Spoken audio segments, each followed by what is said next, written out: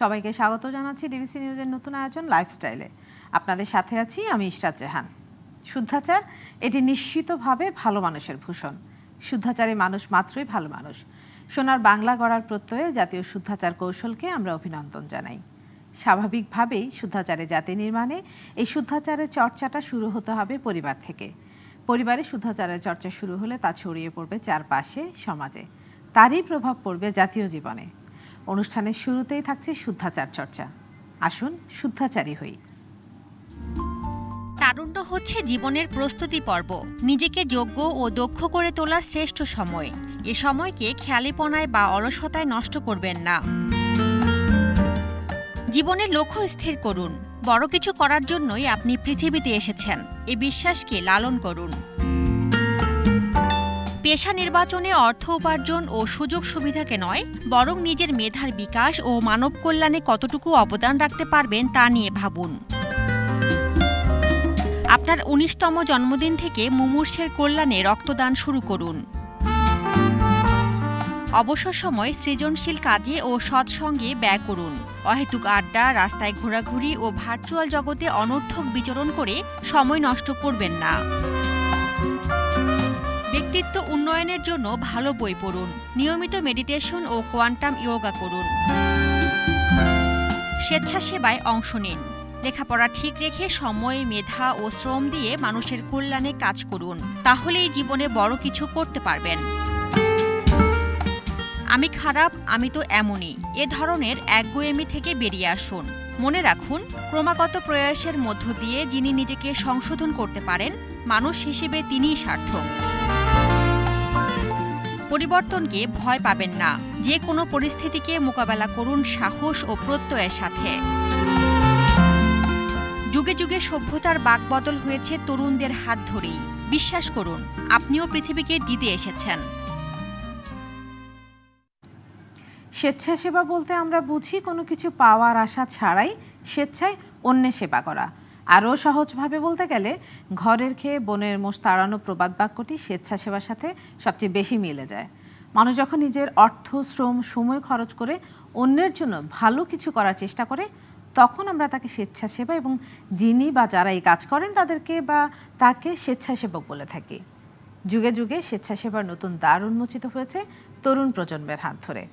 সাম্প্রতিক সময়ে মহামারী করোনা ভাইরাস তা আরও একবার সবার চোখে আঙুল দিয়ে দেখিয়ে দিয়েছে। সেই স্বেচ্ছাসেবায় তরুণদের আগ্রহ কেন বাড়ছে, কেন তরুণরা স্বেচ্ছাসেবার মতো ভালো কাজের দিকে অগ্রসর হচ্ছে, এসব নিয়ে আমাদের আজকের আলোচনার বিষয় স্বেচ্ছাসেবায় তরুণদের আগ্রহ। আলোচনার জন্য আমার সাথে আছেন কোয়ান্টাম ফাউন্ডেশনের দাফন কার্যক্রমের ইনচার্জ খন্দকার সজিবুল ইসলাম। দর্শক, আপনারাও পারবেন স্ক্রিনে দেখানো নাম্বারে টেলিফোন করে আমাদের সাথে যুক্ত হয়ে আপনার জিজ্ঞাসা এবং মতামত দিতে। জনাব সজিবুল ইসলাম, আপনাকে স্বাগত জানাচ্ছি। আমরা আলোচনা শুরু করব, তার আগে প্রধানমন্ত্রী কথা বলছেন, আমরা একটু সেখান থেকে ঘুরে আসতে চাই। আপনি আমাদের সাথে থাকুন। দর্শক, আমরা আলোচনা শুরু করব। আমার সাথে আছেন কোয়ান্টাম ফাউন্ডেশনের দাফন কার্যক্রমের ইনচার্জ খন্দকার সজিবুল ইসলাম। খন্দকার সজিবুল ইসলাম, আপনাকে আবারও স্বাগত জানাচ্ছি। আমি ভূমিকা একটু করে বলেছি, তারপর আপনার কাছ থেকে শুনতে চাই যে স্বেচ্ছাসেবাটা কি, যে কেউ স্বেচ্ছাসেবক হতে পারে কিনা। আসসালামু আলাইকুম, আপনাকে অনেক ধন্যবাদ এবং কৃতজ্ঞতা জানাচ্ছি, এবং ডিবিসির যারা দর্শক আছে তাদেরকেও আমি ধন্যবাদ জানাচ্ছি এই লাইফস্টাইলের সঙ্গে থাকার জন্য। যে আপু, আমি আপনাকে যে প্রশ্নটা করেছি, আমি বলছিলাম যে আমি ভূমিকা তো একটু করে বলেছি, কিন্তু তারপর আপনার কাছ থেকে আমি শুনতে চাই যে স্বেচ্ছাসেবাটা কি, যে কেউ স্বেচ্ছাসেবায় অংশগ্রহণ করতে পারেন কিনা, বা স্বেচ্ছাসেবায় অংশগ্রহণ করতে গেলে কোনো শর্ত পালন করতে হয় কিনা। আসলে আপনি ভূমিকায় খুব সুন্দর করে বলেছেন, তারপরেও আমি একটু যোগ করছি আপনার সাথে। সেটা হচ্ছে স্বপ্রণোদিত হয়ে অন্যের কল্যাণে যে কাজ করা হয় সেটাকেই আমরা স্বেচ্ছাসেবা বলছি। আসলে এই স্বেচ্ছাসেবা করার জন্য আসলে তেমন কিছুর প্রয়োজন নেই। আপনি ইচ্ছা পোষণ করেছেন, আপনার মন বলছে যে আমি একজনের কল্যাণ করব, আমি দেশের কল্যাণ করব, তাতেই যথেষ্ট একজন স্বেচ্ছাসেবী হওয়ার জন্য। আচ্ছা, স্বেচ্ছাসেবী হতে গেলে কোনো ধরনের শর্তের মধ্যে দিয়ে যাবার ব্যাপার আছে কিনা, মানে স্বেচ্ছাসেবক হওয়ার শর্ত কি, যদি আমি আপনাকে জিজ্ঞাসা করি। স্বেচ্ছাসেবক হওয়ার জন্য আসলে তেমন কোনো শর্তের প্রয়োজন হয় না, তবে ব্যক্তিগত পর্যায়ে যদি আপনি সেবা করতে চান, যে কোনো পর্যায় থেকে মানুষ তার এই সেবাটা করতে পারে। তবে যদি কোনো সাংগঠনিকভাবে কোনো দলবদ্ধভাবে কোনো স্বেচ্ছা সেবা করতে চায়, তখন অবশ্যই ওই সংগঠনের যে নীতি, যে নিয়ম, ওটাকে অনুসরণ করে এই স্বেচ্ছাসেবাটা করতে হয়। আচ্ছা, তাহলে কি ধরনের কাজ স্বেচ্ছাসেবার মধ্যে পড়ে? স্বেচ্ছাসেবার মধ্যে তো সারা দেশে, সারা পৃথিবীতে এই স্বেচ্ছাসেবা কাজটা চলছে আমাদের। অনেকগুলো কাজের মধ্য দিয়ে আমরা এই স্বেচ্ছাসেবাগুলো কাজ করতে পারি। যেমন আপনি একটু আগেই বলেছিলেন যে করোনা কালীন সময়ে কোয়ান্টাম ফাউন্ডেশনের উদ্যোগে যে আমরা কাজটা করতে পেরেছি, এর জন্য আমরা কোয়ান্টাম ফাউন্ডেশনকে ধন্যবাদ জানাই যে আমাদের এই সুযোগটা করে দিয়েছিল স্বেচ্ছাসেবকদের। সারা দেশে আমরা প্রায় ১৫০০ স্বেচ্ছাসেবক নিয়ে এই করোনা যখন মায়ের লাশ সন্তান ফেলে চলে যাচ্ছিল, বাবার লাশ সন্তান ফেলে চলে যাচ্ছে, তখন আমরা কিন্তু, কারণ ওই মা ওই বাবা ওই আমাদের তাদের কাছে আমরা ঋণী ছিলাম। আর এই মনোভাব থেকে আমরা গিয়েছিলাম যে আমাদের এই দেশটা যারা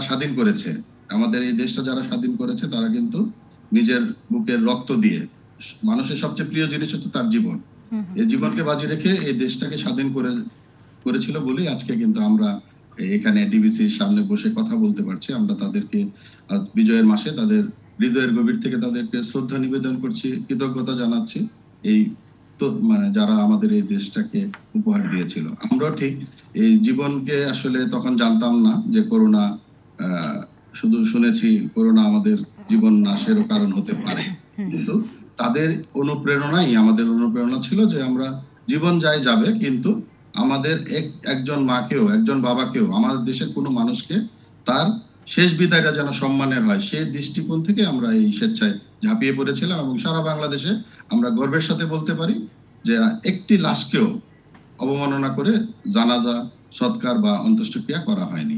আমরা প্রত্যেকটিকে সম্মানজনকভাবে শেষ বিদায় দিয়েছি। আচ্ছা, তাহলে এই যদি স্পেসিফিক এই কাজটার কথাই বলি, বেশ ঝুঁকি ছিল।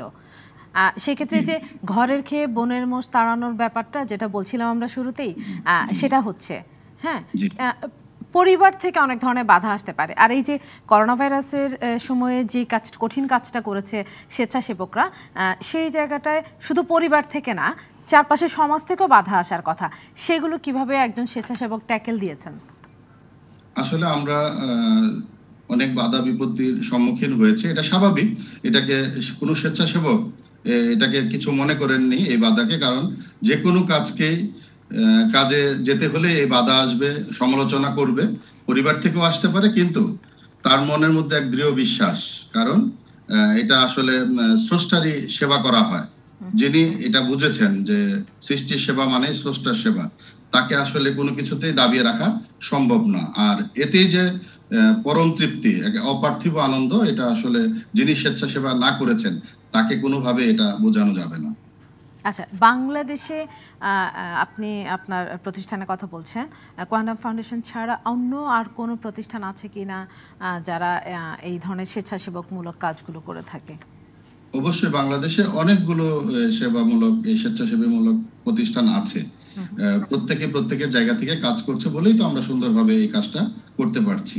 কিন্তু কোয়ান্টাম ফাউন্ডেশন প্রায় 36টি সেবামূলক খাতে যে কাজগুলো খুব স্বাভাবিকভাবে মানুষ যেতে চায় না, কঠিন, ওই কাজগুলোকে আমরা বেছে নেই। যেমন পরিষ্কার পরিচ্ছন্নতা, যখন 26শে মার্চে প্রধানমন্ত্রী শিশু কিশোর কুচকাওয়াজে সালাম নিতে আসেন, ওর আগে কিন্তু আমরা ওই পুরো স্টেডিয়ামকে আমরা স্বেচ্ছাসেবীরা যে পরিষ্কার করে দিয়ে আসি কোয়ান্টাম ফাউন্ডেশনের পক্ষ থেকে। আচ্ছা, আমি নিশ্চয়ই আরো আলোচনা করব, একটা বিরতি সময় হয়েছে, বিরতি নিয়ে আসছি। লাইফস্টাইল একটা বিরতি নিচ্ছি, সঙ্গে থাকুন। আবার স্বাগত লাইফস্টাইলে। আলোচনা করছি স্বেচ্ছাসেবায় তরুণদের আগ্রহ এই বিষয়ে। আলোচনার জন্য আমার সাথে আছেন কোয়ান্টাম ফাউন্ডেশনের দাফন কার্যক্রমের ইনচার্জ খন্দকার সজিবুল ইসলাম।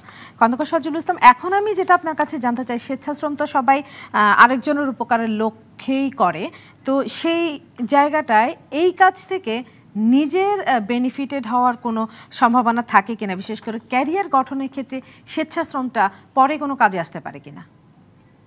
অবশ্যই আসতে পারে। স্বেচ্ছাশ্রম ছাড়া আসলে যদি আমরা একটু আপনাকে দুভাবে আমরা এই উপকারটা পেতে পারি। একটা হচ্ছে স্রষ্টার সন্তুষ্টি, আমি আগেই বলেছি যে এটা ছাড়া একজন মানুষ সুখী সুন্দর জীবনযাপন করতে পারবে না আমার বিশ্বাস। কারণ হচ্ছে এটা স্রষ্টারই নির্দেশনা, এই স্রষ্টার নির্দেশনা মেনে আমরা করব। আর ক্যারিয়ার গঠনের ক্ষেত্রে যখন আমরা এই স্বেচ্ছাসেবায় কাজ করতে আসি, হ্যাঁ, আমরা একজন আমাদের লিডার থাকেন, তার নেতৃত্ব অনুসরণ এবং বিভিন্ন ধরনের মানুষের সাথে মিশতে হয়, বিভিন্ন কাজ করতে হয়, সব ধরনের কাজের সাথে যেহেতু করতে হয়, তখন তার স্কিলটা ডেভেলপ তৈরি হয়, স্কিল ডেভেলপ হয়, ডেভেলপ হয় এবং তার যে কোনো সময় নানান অভিজ্ঞতার মধ্য দিয়ে সে বেড়ে ওঠে এবং তার জীবন শুরু করতে যায়, কোনো বাইরে বোর্ডে যায়, তার জন্য এটা খুব ইজি হয়ে যায়, কারণ সে নানান প্রতিকূলতার মধ্য দিয়ে এই স্বেচ্ছাসেবাটা করে যাচ্ছে। মানে একটা লিডারশিপ স্কিলও তৈরি হয়। লিডারশিপ স্কিল তৈরি হয়। জি। এখন আপনার কাছে আমি যেটা জানতে চাইবো যে স্বেচ্ছাসেবামূলক কাজ করে এমন ইন্টারন্যাশনাল যে এনজিও গুলো আছে, তারা তাদের স্বেচ্ছাসেবককে এক ধরনের একটা রেমুনারেশন দেয়, সেটা যেমনই হোক। তো বাংলাদেশে এই প্র্যাকটিসটা আছে কিনা? কারণ তরুণ যারা, তারা সবাই যে জব বা ব্যবসা করছে তা না, হয়তো পড়ালেখা করছে, এরকম অনেক তরুণও স্বেচ্ছাশ্রমের সঙ্গে যুক্ত। তো তাদের ক্ষেত্রে হাত খরচের আসা যাওয়া যাতায়াতের একটা ব্যাপার থাকে। বাংলাদেশে প্র্যাকটিসটা আছে কিনা? স্বেচ্ছাসেবা করতে আমরা যেমন করোনার সময় কাজ করেছি, এটা প্রচুর অর্থের প্রয়োজন হয়েছে। আসলে স্বেচ্ছাসেবা করলে, অর্থাৎ ভালো কোনো নিয়তে আমরা যখন স্বেচ্ছাশ্রমটা দিচ্ছি, অর্থ এই জায়গাটা কোনো বিষয় হয়ে দাঁড়ায় না। কারণ আমাদের দেশের মানুষগুলো খুব ভালো এবং সারা বিশ্বে যেটা বললেন আপনি, রিমুনারেশন দেওয়া হয়, সম্মানী দেওয়া হয়, কিন্তু আসলে স্বেচ্ছাসেবকদের মূল উদ্দেশ্যটা হয় স্রষ্টার সন্তুষ্টি, আর ওই আসা যাওয়া বা তার জন্য যখন যেখানে কাজ করবে সেটা ওই সঙ্গেরই দায়িত্ব হয়ে যায় তাকে চালানো। এটার জন্য আসলে আলাদাভাবে ভাবার কোনো প্রয়োজন পড়ে না। আচ্ছা, স্বেচ্ছাশ্রম কিভাবে সমাজে ইতিবাচক প্রভাব ফেলতে পারে?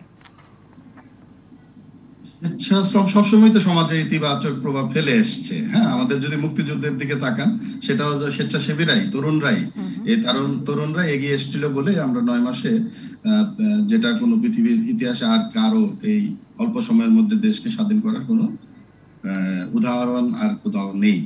তো আল্লাহ শুকরিয়া যে আমরা এই দেশে জন্মগ্রহণ করেছি। আর আমাদের এই সমাজে ইতিবাচক প্রভাব ফেলবে এই কারণেই ফেলছে। আপনি যখন দেখবেন যে আমরা করোনায় যখন প্রথম কাজ করি, মার্চ মাসে, গত বছরের মার্চ মাসে যখন প্রথম কাজে নামি, তখন কিন্তু সবাই আমাদেরকে একটা অচ্ছুত ভাব, কেউ কাছে আসবে না, যে ওই মহল্লায়ও ঢুকতে পারিনি, এরকম যারা জেনেছে। কিন্তু একটা পর্যায়ে কিন্তু আমরা জাতির সামনে উপস্থাপন করতে পেরেছি। এবং আপনি যদি নিজে একটু খোঁজ নেন, আমাদের দিন রাতে যারা এই করোনা ভাইরাসের সময় কাজ করেছে, হ্যাঁ, তাদের প্রত্যেকে খবর নেবেন যে তারা প্রত্যেকে সুস্থ আছে এবং ভালো আছে এবং সুখে আছে। এটা দেখলেই তো আমরা সমাজে যে সারা জাতিতে একটা ইতিবাচক সারা আমরা ফেলতে পেরেছি, এর জন্য আমরা স্রষ্টার কাছে গভীর শুকরিয়া জ্ঞাপন করি। আচ্ছা, আপনি বলছিলেন যে বাংলাদেশে স্বেচ্ছাশ্রম ভিত্তিক অনেক প্রতিষ্ঠান আছে। তো প্রাতিষ্ঠানিক মানে প্রতিষ্ঠান থেকে স্বেচ্ছাশ্রমে অংশগ্রহণ করা বা ব্যক্তি পর্যায়ে অংশগ্রহণ করা, কোনটা ভালো, নাকি দুটোই করা যায়? অবশ্যই ব্যক্তি পর্যায়েও স্বেচ্ছায় শ্রম দেওয়া যায়, কাজ করা যায়। অর্থাৎ আপনি আপনার দৃষ্টিতে যখন দেখলেন রাস্তা চলাচলে একটু বাধা পাচ্ছে মানুষ, ওই রাস্তা থেকে যদি ওই বাধাটাকে সরিয়ে দেন, তাহলে তো আপনি একটা সেবামূলক কাজ হয়ে গেল। আসলে সেবামূলক কাজের অভাব নাই, যদি আপনার মানে দৃষ্টিভঙ্গিটা একটু পরিবর্তন হয়, যে আমি সেবা করব দেশের, জাতির এবং মানুষের কল্যাণে আমি সবসময় পাশে থাকবো। তবে ওই কাজটাকে সুন্দরভাবে মানে পরিচালনা করে যাওয়ার জন্য একদম অনেক দিন চলবে বা পৃথিবীর শেষ দিন পর্যন্ত এই স্বেচ্ছায় কাজটা থাকবে, ওই প্রতিষ্ঠানটা থাকবে, এই কাজটা ধরে রাখা যাবে, এর জন্য সংগঠনের কোনো বিকল্প নাই। আমি আপনার সাথে একটু বলছি যে এই সূরা আল ইমরানে স্পষ্ট ভাবে মানে পবিত্র কোরআনে স্রষ্টা বলেছেন যে তোমাদের মাঝে এমন একটি সঙ্গ থাকা উচিত যে সঙ্গ তোমাকে ভালো কাজে অনুপ্রাণিত করবে, খারাপ কাজ থেকে নিরুৎসাহিত করবে। এই যে বলেছেন, তাহলে আপনাকে ধর্মের দুর্গে প্রবেশ করতে হলে এই স্বেচ্ছাশ্রমের কোনো বিকল্প নেই। কারণ এটাও আমাদের কোরআন এবং সকল ধর্মে এই কথা স্পষ্টভাবে বলেছে। সূরা বালাদে আল্লাহ বলছে যে তুমি কি জানো ধর্মের দুর্গ কি? ওইখানে বলেছে ধর্মের দুর্গ কি? ধর্মের দুর্গ হচ্ছে প্রথম শর্ত হচ্ছে দাসমুক্তি। এটা কিন্তু আমার কথা না, স্রষ্টা নিজের কথা। দুর্ভিক্ষের দিনে অন্নদান এবং নিকটবর্তী ধুলি মলিন মিসকিনকে লালন করা এবং একজন আরেকজনকে সবরের সাথে এই কাজটাকে করে যাওয়ার জন্য আচ্ছা, মানে অসৎ সঙ্গ, বাজে অভ্যাস এগুলো থেকে স্বেচ্ছাশ্রম একটা মানুষকে সরিয়ে আনতে পারে। অসংখ্য ধন্যবাদ খন্দকার সজিবুল ইসলাম আমাদের সঙ্গে যোগ দেওয়ার জন্য। আপনাকে অনেক ধন্যবাদ। বিবিসির যারা আছেন তাদের সবাইকে ধন্যবাদ। আমাদের জন্য দোয়া করবেন, আপনাদের জন্য দোয়া রইল। কারণ আপনারা যে প্রোগ্রামটা করছেন এটাও কিন্তু মানুষের জন্য একটা সেবামূলক কাজ হচ্ছে। একটা মানুষের জীবন যদি পরিবর্তন হয়। জি, ধন্যবাদ। অনুষ্ঠান শেষ করব অটো সাজেশন চর্চা দিয়ে। নিউরোসায়েন্টিস্টরা দীর্ঘ পরীক্ষায় দেখেছেন যখনই মস্তিষ্কে নতুন তথ্য যায়, নতুন ডেনড্রাইট অর্থাৎ নিউরন থেকে নিউরনে নতুন সংযোগ পথ তৈরি হয়। ক্রমাগত একই তথ্য যেতে থাকলে মস্তিষ্কের কর্মকাঠামো বা ওয়ার্কিং স্ট্রাকচার পরিবর্তন হয়ে যায়। মস্তিষ্ক তখন এই নতুন বাস্তবতা সৃষ্টিতে কাজে নেমে পড়ে। অটো সাজেশন চর্চা আসলে একই কথা একই বাণী বারবার বলার মাধ্যমে মন ও মস্তিষ্কের শক্তি ভাণ্ডারকে সক্রিয় করে তোলা। আমাদের আজকের অটো সাজেশন, আত্মকেন্দ্রিকতা, আমারটা আগে, এই দৃষ্টিভঙ্গি জীবনকে ক্লান্তিকর বোঝায় পরিণত করে। আর বিনয়, সহানুভূতি ও সেবা জীবনকে আনন্দে ভরিয়ে তোলে। আমি সেবার পথে চলব। দিনে শতবার বলুন, ভালো থাকুন, সুস্থ থাকুন। ডিবিসি নিউজের সাথে থাকুন।